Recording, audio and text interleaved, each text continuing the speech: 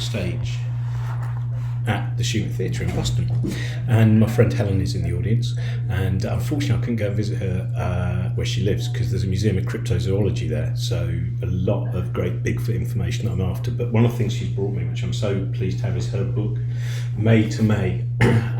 Helen was married to Barry Crimmins, some of you will know, a great hero of mine, someone I became friends with what turned out to be, unfortunately, during the end of his life. And this is, I love that, just such a beautiful photo. I know you can't really see it properly because of the nature of this thing, and underneath it's got the words of Nico Case. He examined every corner of the life he lived.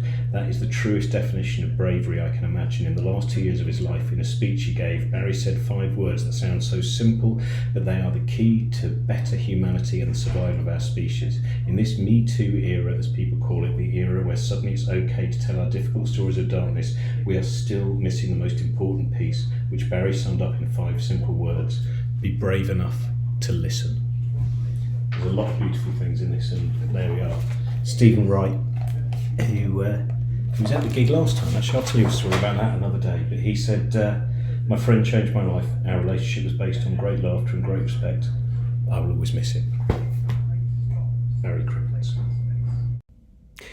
80,132 words, 317 pages before the index has been added, and bits and pieces that go either side, so probably about 325, 326 pages. Might be a bit more actually, also because Natalie K. Thatcher's illustrations of the journey I took will be in the book. But anyway, I've finished the final copy edit, bits and pieces edit of Bibliomaniac. It should be out like end of September, beginning of October from Atlantic. It's covered a lot of ground. I hope people like its kind of frenetic bouncing around books and locations and all of the different independent bookshops that I went to, from Edinburgh to Penzance to Canterbury and many more. There's mentions of Margaret Rutherford, there's mentions of Sue Townsend and Joe Orton, and Derek Jarman and Audre Lorde and John Betjeman and lots of other things. Anyway, so I'm in Boston.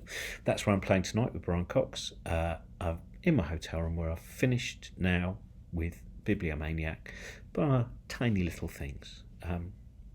Bye-bye. Right, it's getting time to be a little bit more careful with the Bibliomania.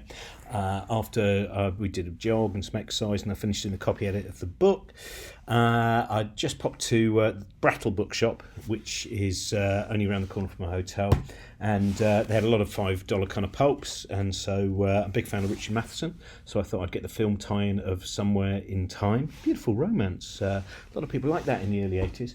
The film tie-in, very different there. Bloody Mama, of course, with Shelley Winters, who, that's a lot of fun, that film. Then they did another one with, I think it's Crazy Mama, I might be wrong about that, with Angie Dickinson as well. Then I got the Case of the Baited Hook, which is a Perry Mason mystery, a nice old pocketbook version. That's for a friend of mine who's probably got it already, but she's a big Earl Stanley Gardner fan.